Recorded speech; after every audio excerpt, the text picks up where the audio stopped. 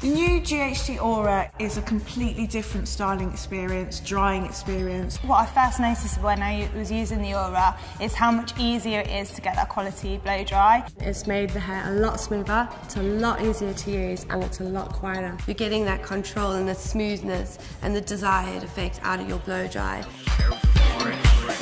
The Laminair technology helps with the blow dry just because where the air is so direct, you don't have the turbulent airflow, so you're literally focusing on the piece of hair you're blow drying and not disturbing anything else around it. What happens with the Cool Wall technology is the hot air is enveloped by cool air, which means the nozzle of the hairdryer is actually a lot cooler.